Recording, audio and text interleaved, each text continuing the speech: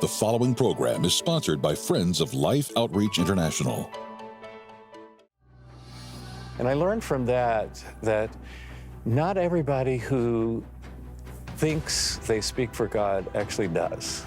Gosh, that's not the truth. And what you believe really matters. I mean, these were not people who were against him, they were for him. But that changed my entire life. For the first time, Philip Yancey shares the painful details of his own origins and some lessons he learned. Next on Life Today.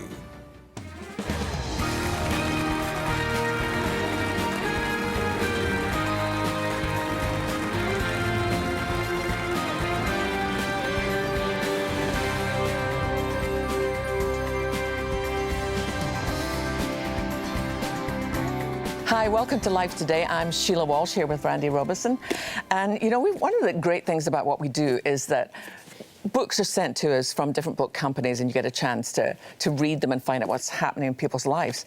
But when I knew that this author was coming up, I couldn't wait for the book to arrive. So I went ahead and got it on Amazon and began to read and couldn't put it down. And I am so honored that you're with us. The book is called Where the Light Fell. And welcome, Philip Yancey. Thank you, Sheila. Do you know what I thought when I got to the end of your book? Because I've read almost everything you've written, I think. I understood everything you'd written at a different level. I mean, I'd read What's So Amazing About Grace and Disappointment with God, all the different books, but having read this, which is a memoir, it was like pieces falling into place, and it explained the depth. Why did you choose to write this at this stage in your life? I wanted to give the backstory, what was really going on.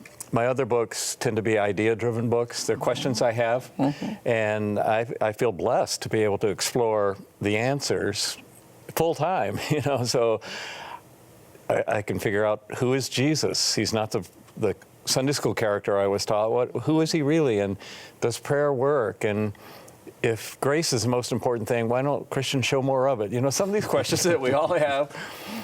And behind that, however, was a story of my own childhood, which put some urgency on those questions. I like to think of it as a prequel. And I frankly learned myself when I started writing this book why I end up writing about two themes over and over, suffering and grace. Because I grew up with a fair amount of suffering, and I grew up without much grace. And it's a redemptive story. It's a story of hope. God did change. I had a pretty rough upbringing, but God changed that. And I wanted to put it together for myself, just to understand not just what I believe. I've done that in other books, but why I believe it.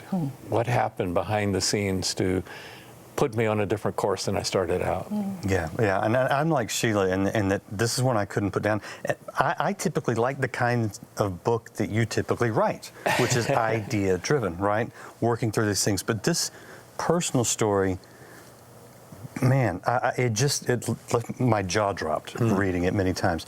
Can you get into some of the details so that people understand where you've come from? It just sheds so much light on you.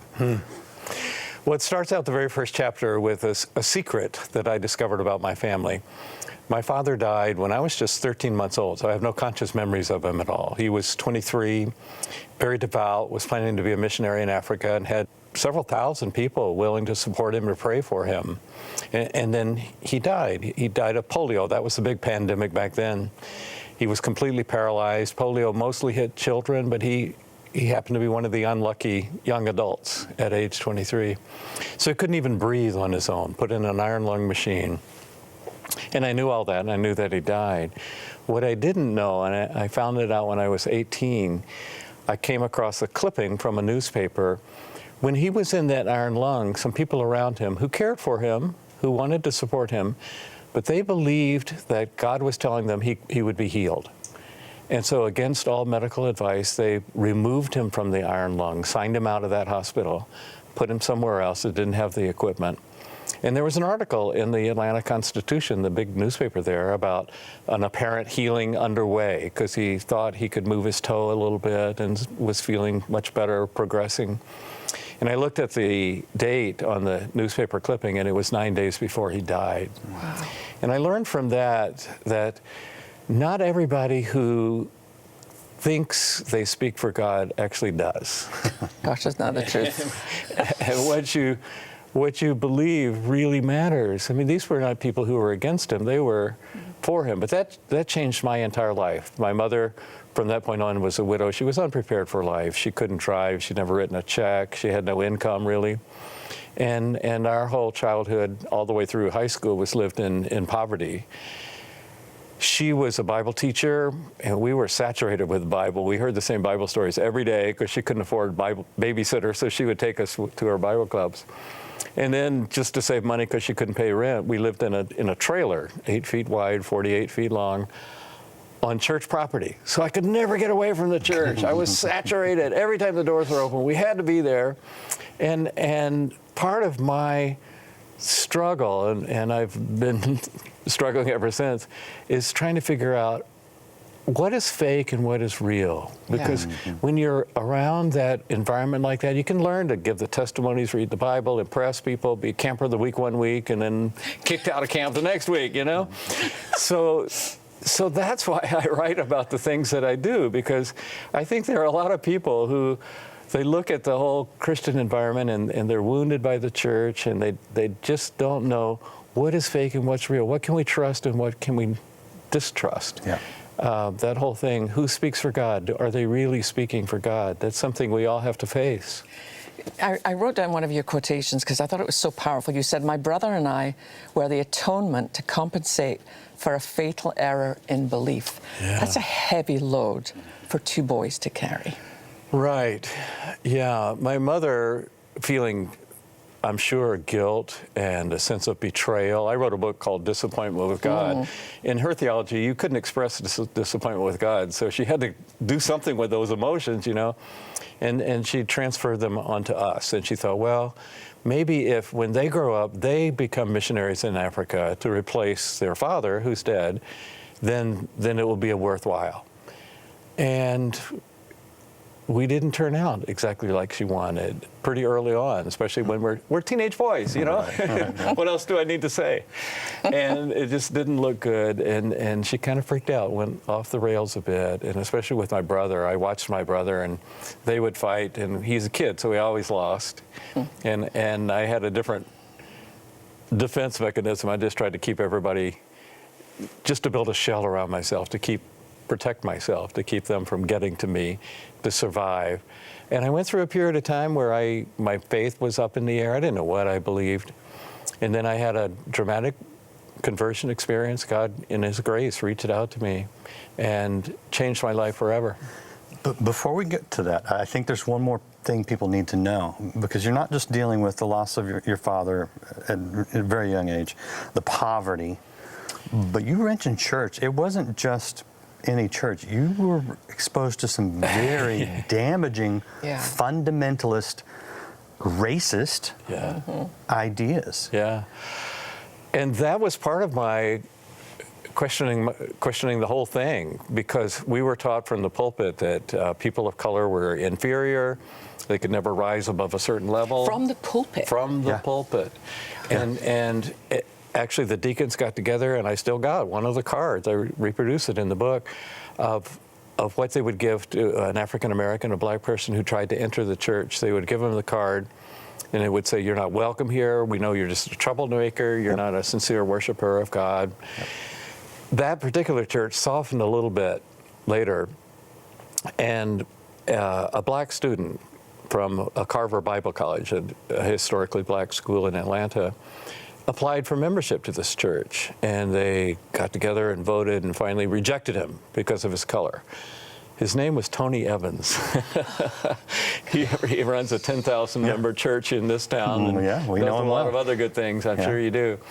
And that's the kind of church it was. It was blatantly racist, and I found out that was wrong. More than wrong, it was sinful. It was blasphemous. Heresy, So if they were wrong about race, maybe they're wrong about Jesus. Maybe they're wrong about the Bible. And I went through this period of throwing it all away And then I have been blessed, after God met me, I've been blessed to go back kind of piece by piece and try to figure out what should I keep and what should I discard.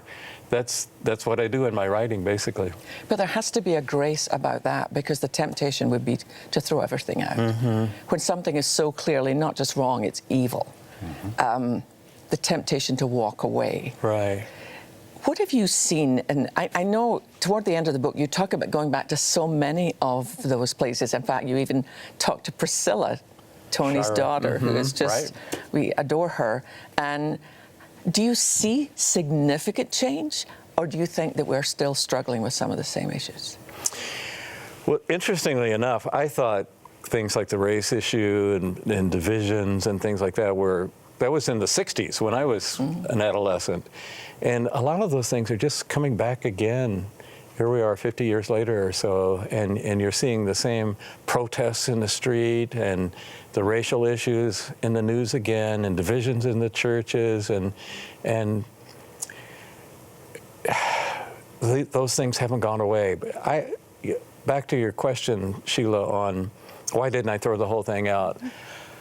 I had a brother, Marshall. 2 years older, Marshall, and he did throw it all out, and he went a very different direction. He thought, they can't tell me how to live, and he dropped out of school his very last semester.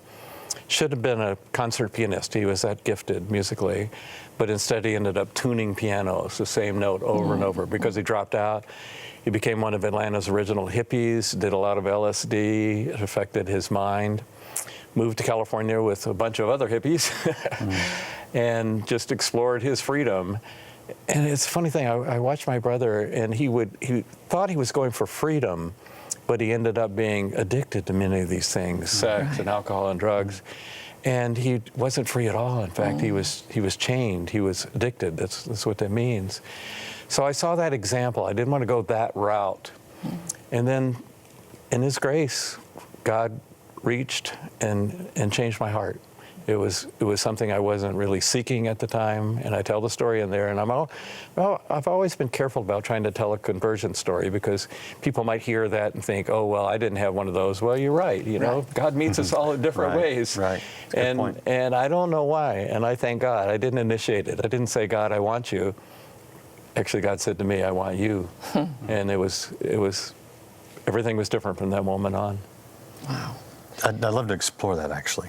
Sure. Can you give us I want people to really see how that happened, because it's beautiful, and it won't happen for the same for everybody. You're right, but tell us where you were when that occurred. I was at a Bible college of all places, very unhappily there. And we had a Christian service assignment, so we would go to a local nearby university. And we were supposed to be witnessing, having evangelism conversations with these students. And I tried that a couple times, and it was embarrassing. It was awkward. So I just gave up, and I would sit in the student center and watch ball games. We didn't have TVs at the Bible college. This was a big treat. And the other three guys were sincere Christians, and they were also my friends, and they didn't judge me. So every week we had a prayer meeting. And Joe would pray, and Craig would pray, and Chris would pray, and they'd wait about 10 seconds, and I never prayed. And then one day, I just started praying. I said, God, and you could cut the tension with a knife. I said, I don't care if all of those students at that university go to hell. And there was really silence. And they said, Hard to amen that. Yeah. I don't even care if I go to hell. Wow. I mean, I might as well be doing witchcraft on a Bible college campus, And then I started praying out loud, and I started praying about the scene of the Good Samaritan. And this is not what Jesus had in mind when he told this story, but I saw, it was like a revelation. I saw Jesus reaching down, the face of Jesus as the Samaritan, reaching down. And I was the person in the ditch. I was the victim, the bloody person. And every time Jesus reached down to help, I would spit in his face. And I could actually see the spit coming down his face. And I realized I thought I was superior. I thought I was arrogant compared to all these Bible college students, these paper cutter kind of kids.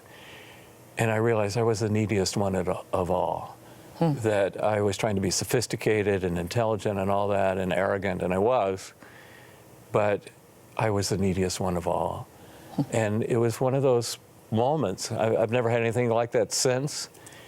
It was just a gift from God. And you can't bottle those things. No. God deals with us all individually. But it happened, and it changed everything. Can you explain the title, Where the Light Fell? Yeah, sure can. It comes from a quote by St. Augustine, who said, I was unable to look at the sun directly. You know, you're not supposed to look at the sun, right? But I could look at where the light fell. And that was my story, because I was so saturated by church. I had been scorched by the sun, you know, this angry God, this bully, this opinion that I had of God coming out of that narrow fundamentalist church. And yet that started to break apart when three things brought me back. There's no way a Billy Graham tract or even the Bible could get to me. I knew that stuff backwards and forwards. I tried it, didn't work, you know. And God reached me, softened me first by these three things. The beauties of nature. When I was in a tough family situation, I would just go take a hike. Yeah. And this was in the Atlanta woods. And you know, I'd explore the birds and the animals and the flowers and all that kind of stuff, and dig in logs for insects and beetles. That was my resting place. And classical music. My brother was a great musician, and I learned early on, even though we were poor and lived in a trailer, we could enjoy great music. Yeah. And then finally, romantic love. And all three of those things softened me. And I realized that the church had misrepresented God to me. I came away with this image of the bully that's just waiting to break people, especially if they're trying to have a good time. I'll show them. Yeah. And I realized whoever invented those things, those beautiful things, if this was God, I had the wrong picture of God. Yeah. And I wanted to know who came up with this? Who came up with love? Who came up with butterflies? I wanted to meet that person. And so that was the softening. I was finally open, but I was still skeptical and nervous. And then God graced me with this one revelation that changed everything.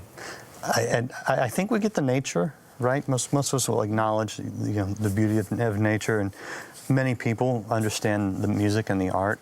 When I read that list in your book, I kind of went, yeah, and I hit romantic love. I went, how does that work? I'm just very curious how that revealed God to you. Yeah. I had a pretty hard shell in those days, Randy, and this whole idea of unconditional love, I think when you first taste that, you realize this is different, this is profound. And it set me up to believe that the heart of the universe is not a frown, it's a smile, that God is love. First John tells us that God is love. It doesn't say God loves, verb, it says God is love. God can't help loving, that's who he is. And I was so far from thinking of that being God. There's a quote from G.K. Chesterton that I enjoy. He said, the worst moment for an atheist is when he feels a deep sense of gratitude and has no one to thank. And that's what those three things did for me. Yeah. Those three things, nature, classical music, and romantic love. I had a great sense of gratitude, and I wanted to thank. I wanted to find somebody to thank. And instead, God found me. This is sincerely a profound book. I want you to get hold of it. I want you to get hold of it for somebody who's walked away, who thinks this God is not for me. And so we're going to tell you after this how you can get hold of your own copy of Where the Light Fell. But Randy and I have both been in places where there's very little light falling, and the people are really, really struggling. And you and I have this incredible privilege of bringing some light to some very, very dark places. Would you watch this? Yeah, Jeannie, I wanted to show you where this village collects their water. It's incredible. Look, it's only a couple inches deep, just a few inches deep, and you can't even see the bottom. Oh my goodness. And this is an area that last year had a cholera outbreak.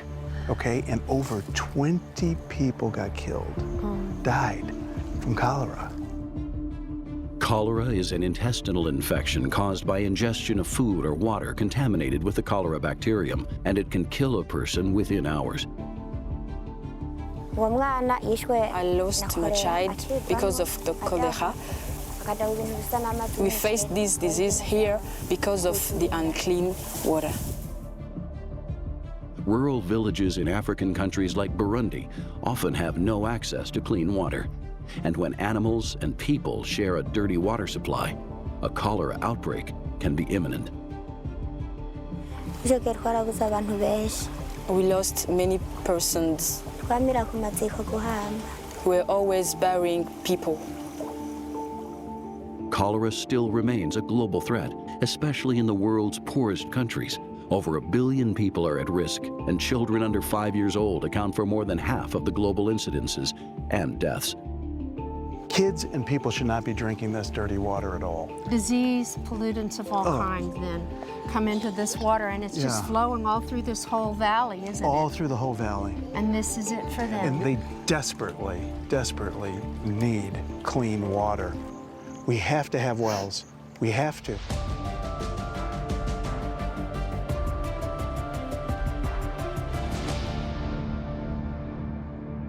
I remember the first time I stood at the edge of one of those rivers, and the thing that shocked me was, children were bathing in it, they were also drinking water from it, and just a few yards away from me, there were animals in the very same water. And I watched as this darling mother, gathered up water in a bucket, and I followed her back to the village with her 2 little ones behind her. And they sat down, and she poured out into cups water, and they all drank from it. And something in me just, it's like everything in you wants to say no until you realize how arrogant it's all they have. And that's why I'm so grateful to be part of what James and Betty started a long, long time ago. They look to see who is God using in this nation and how can we underwrite this work. And Water for Life is literally that. My last trip in Zambia, I spent days with mothers who gave me the privilege of walking to where they had buried their children and kneeling with them there. And then a following day, we go to where there is a well put in by the partners of Life Outreach. And then you see children laughing, smiling, sparkling their eyes. And we need to do that in 20 nations this year. That's been our commitment, to drill 350 new water wells. And you can help us. Your gift today of $144 will help provide water for 30 people, on average for a lifetime. Now, we've been doing this, as Sheila said, for so many years. We have seen the effects. It turns lives around. It restores health to sick people. And you know what that does? That demonstrates this unconditional love that God gives to all of us. And we very often have to answer the question, why are you here? Why are you doing this? And that answer is God's love. So will you join us not only in providing water for life, but in providing an example of the love of Jesus Christ all over the world? $48 will help provide water for 10 people for a lifetime. Many of you can provide an entire well. The average price there is $4,800. It varies from region to region, but on average, that's what it is. If you can provide a whole well, you will change a whole village. You will change lives. You will absolutely save lives. Sheila and I have seen the effects. It's amazing. We have seen the positive change in people, and it happens quick, and we can do it with your support. Will you do it now? Will you go online, on the phone, call us, give the best gift you can to provide water for life. Waterborne illness is a killer that strikes the most vulnerable. For many impoverished families, the death of a child is the tragic result of having no choice but to drink contaminated water. But with your help, they won't have to make this choice ever again. Mission Water for Life provides clean, fresh drinking water for thousands of children and their families, giving them a life free from the fear of death. With your gift today, you can help drill and establish 350 water wells this year. Your gift of $24 will help provide clean water for 5 children. A gift of $48 will help provide for 10. $72 will provide for 15, and $144 will help provide life-giving water for 30 people for a lifetime. With your gift, we'll send you Bible Promises for Life, the ultimate handbook to everything God guarantees you in His Word, and a powerful resource that will give you the confidence to face life's troubles. With your gift of $100 or more, please request the I Will Give You Rest throw. It's a reminder of our Savior's promise of rest to those who trust in His grace and love. Finally, please consider a gift of $1,200 to help provide water for 250 people, or a gift of $4,800 to help sponsor a complete well. And you may request our new inspiring bronze sculpture, Let the Children Come. Please call, write, or make your gift online. You've just seen a woman collecting water here in this hand-dug well. They've literally just dug an area into the ground. They've got to where there's some water seeping through, because it's an effort to try and get the cleanest water they possibly can. And yet if you look at this water, you can see that it's not clean. And this is the reality of why the biggest killer of children under the age of 5 is waterborne diseases. Hundreds of thousands of children die on the continent of Africa each month because of the simple fact that they don't have access to clean water. And yet it's so easy for us to change that. Through Mission Water for Life, we come into these villages, we identify the right places to drill the water wells. We drill deep water wells that go to a level where the water is fresh, clean, and life-giving. And then we equip those with the pumps right there in the villages, easing women's arduous journey of having to come and collect water, but most importantly, ensuring that those villages receive fresh, clean water. Please help us today. I pray you are going online or going to the phone and making the best gift you can. We can do it together. And Sheila, I want people to get this book. It is so amazing. Yeah, for any gift at all, please say you want your own copy of Where the Light Fell. It took you a long time to write it, but boy, I'm glad you did. This is a phenomenal book. Thank you, Philip. My pleasure. Thank you. And we will see you next time. For all of us here at Life, we want you to know we love you and we pray for you. We have a great prayer center. If you ever need somebody to talk to, just give us a call. We'll see you next time. Bye-bye.